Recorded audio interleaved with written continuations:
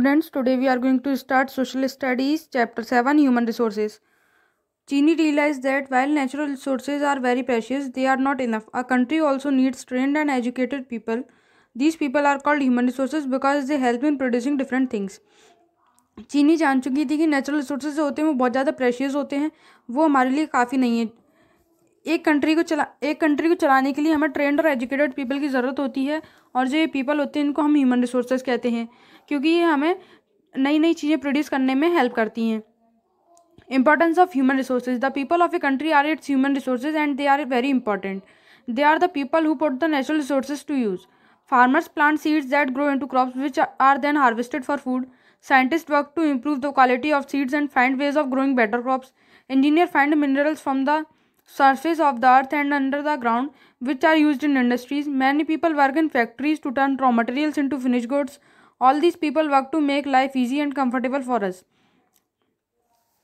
जो हमारी कंट्री के जो लोग होते हैं, जो ह्यूमन रिसोर्स होते हैं, वो बहुत ज़्यादा इंपॉर्टेंट होते हैं, क्योंकि वही जो लोग होते हैं वो हमारे नेचुरल रिसोर्स को यूज़ करने में हेल्प करते हैं। जो फार्मर होता है वो सीड्स को प्लांट करता है, फिर उसकी फसल उगती है, फिर वो उनको हार्वेस्ट करता है और जो हमारे खाने के लिए बन जाते हैं।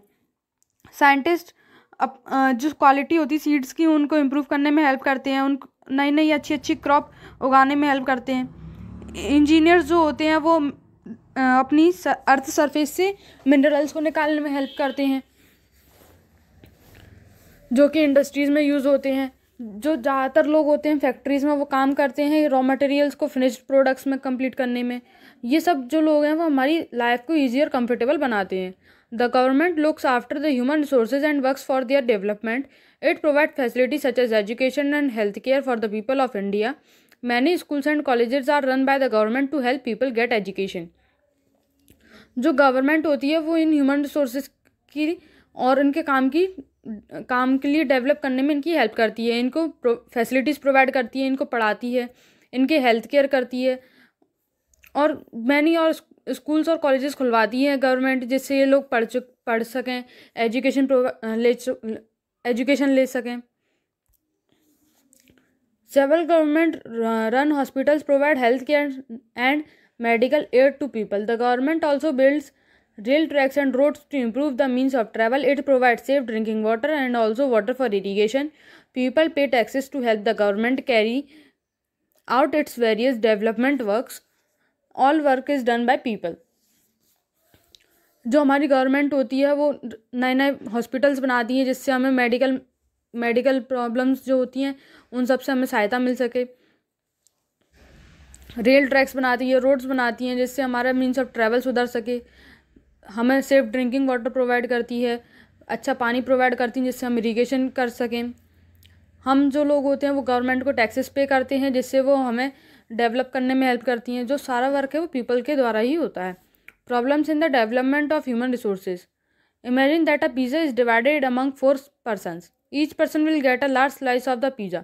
Now if we divide the same pizza among 8 persons, then everyone will get a smaller slice of the pizza. India is a big country with large population. So many resources is an important resource of our country. By human resources, we mean the skill and efficiency of our people. Though India is a rich country, many of its people are still very poor. One major reason for India's poverty is its large population. This overpopulation has led to shortage of food, water, jobs, houses, schools and medical aid. The distribution of population is another problem.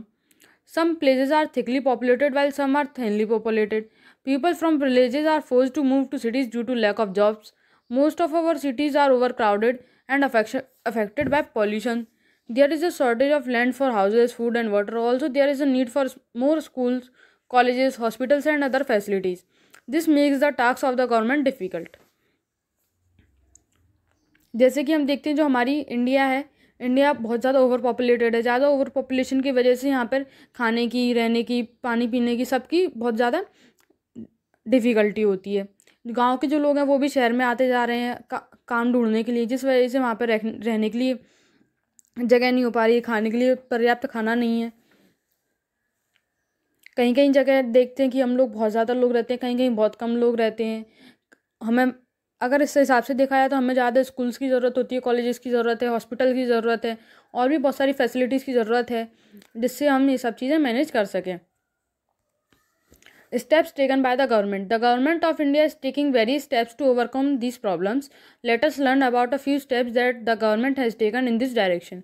अब ये सारी जो problems हैं इन सबको face करने के लिए government ने कुछ स्टेप्स लिए हैं, देखते हैं वो सारे स्टेप्स क्या हैं। The government has a human resource department to find various ways in which the human resource of India can be developed.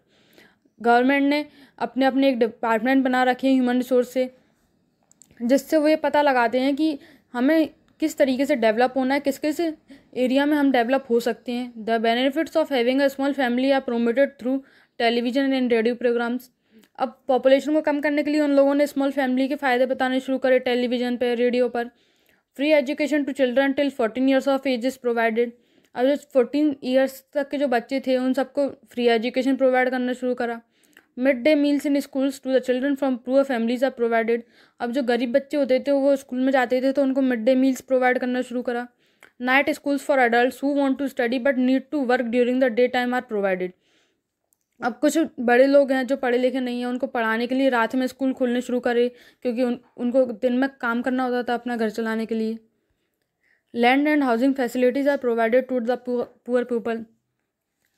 जो गरीब लोग थे उनको लैंड और हाउसिंग फैसिलिटीज़ प्रोवाइड करी। More factories are being open in the villages to provide work to villagers and people from backward regions. जो गांव वगैरह में है वहाँ पे नई नई फैक्ट्रीज खोली जिससे विलेज में जो लोग रहते हैं उन लोग को काम मिले और वो अपने विलेज को डेवलप कर सकें। Many scholarship programmes have been started to promote education of the girl child. बहुत सारे स्कॉलरशिप प्रोग्राम्स भी चलाए जिससे वो लड़कियों को पढ़ाना शुरू करें। Free medical and health care centres in small towns, villages and other far away regions are being set up. नई नई जगह मेडिकल खोले, हेल्थ केयर सेंटर्स खोले टाउन्स, स्मॉल टाउन्स में, विलेजेस में। As citizens of India we should also help the government by sharing our resources. We should use our resources carefully and use only as much as we really need so that everyone has a fair share.